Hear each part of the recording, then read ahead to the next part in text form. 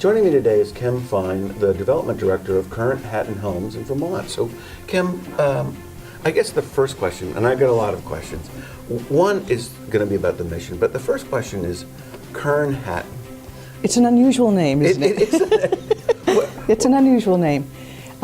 It has a biblical reference. Our founder named us Kurn Hattin Homes, officially New England Kurn Hattin Homes, for a mountain range in what was then called Palestine, and where the Beatitudes were recited. Do you know the Beatitudes? Not by memory. Maybe this rings a bell. Blessed are the meek, for they shall inherit the earth. And then it goes on from there. But anyway, it was a name that he thought would be fitting for this home for children.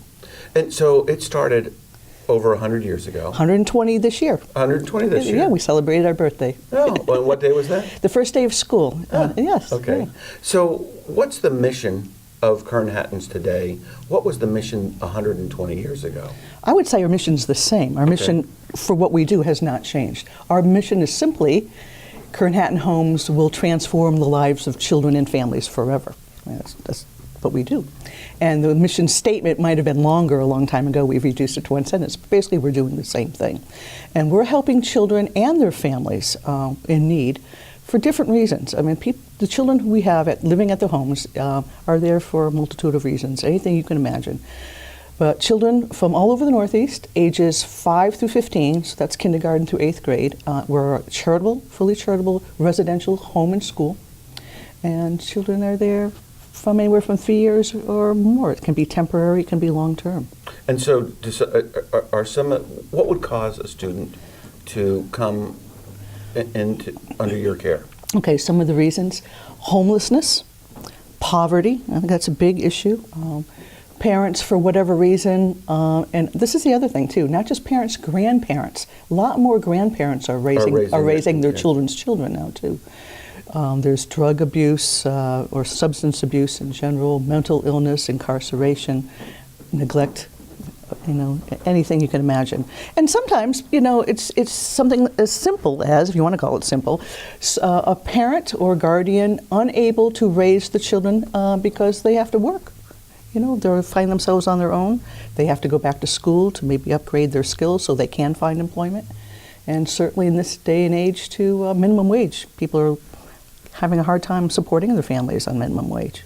So when a student comes, it's a boarding residential school? Residential home. Is it designed to be year-round? It is year-round.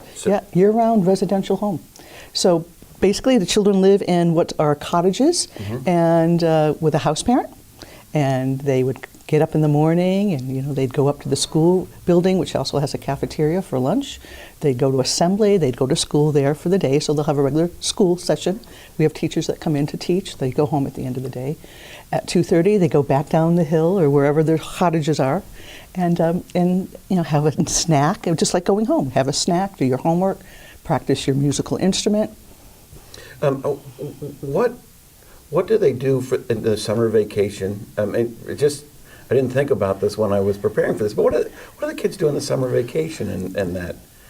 How does it work? Well, we graduate the 8th graders. Again, they're usually the first Saturday in June, and then they may go home if they have a home to go home to. They may go home for a part of the summer or all the summer. They have a choice. The family has a choice. But we are residential in that we do have this year-round program, and we're doing lots of fun things. So they want to be on campus, and for the most part, because again, families are doing what families are doing, they may still need us throughout the summer. So. More recreational in focus, I would say, more camping. There might be a photography camp, a cooking camp, some things like that going on. And then a lot of the new students are coming in during that time too, because we just graduated, 15 to 20 or more children as well. How many students do you serve on average? Right now our census is 104. 97 of them are residential, and just a few years ago we started a day student program. So we actually have 8 day students as well.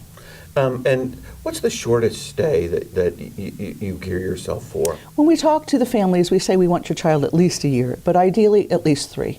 The average stay, I would say, is 3 years. And any of the situations come where it's court-appointed, or is this all voluntary?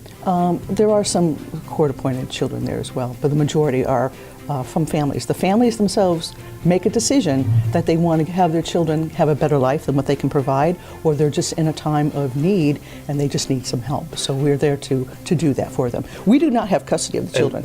I have to stop you because we're out of time in this segment. Okay.